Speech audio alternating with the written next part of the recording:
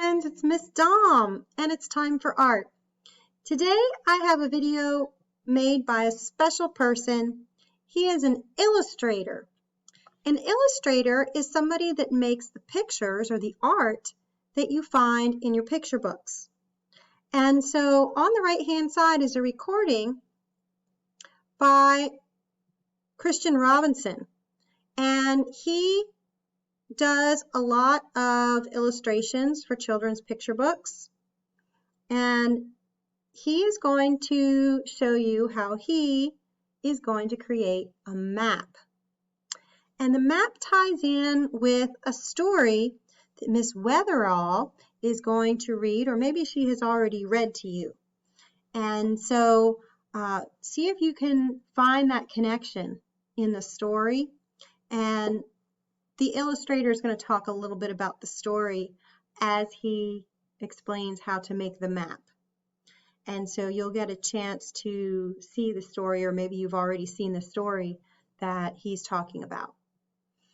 Now, when you make your map, you don't have to copy what the illustrator did.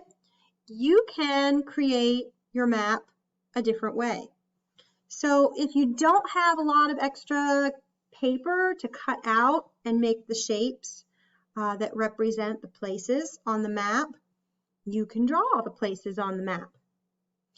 I want you to notice that he kept his map pretty simple. His map was sort of like an adventure where you go outside and you encounter different landforms and things as you go out and then back home. If you would like to make a map of the inside of your home, that's another option. Or maybe you want to make a map of your yard. Or maybe you want to make a map showing someone how you go to a special place. Maybe it's a place that you go to for vacation or to visit a friend or a relative. So use your imagination. Think about the shapes you would need to either cut out or draw to include in your map to represent different places or landforms. If you want to make a key, you can. A lot of maps have something called a key, which is just a little box that explains what those shapes are, but you don't have to. It's your map.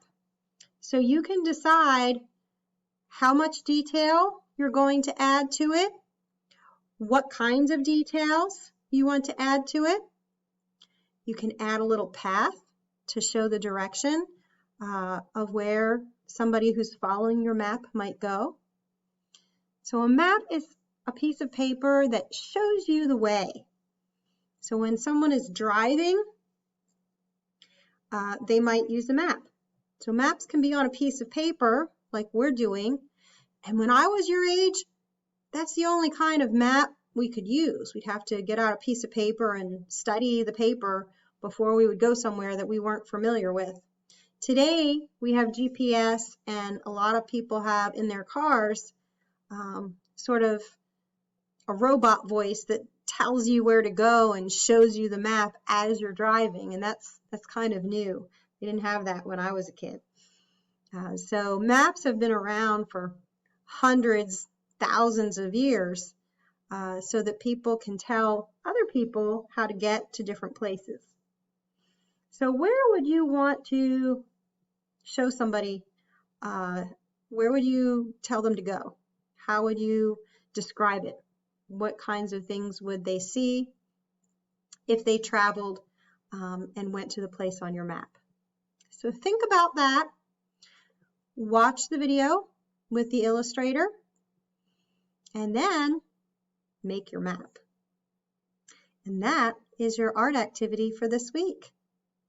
Have fun, and I'll see you next time.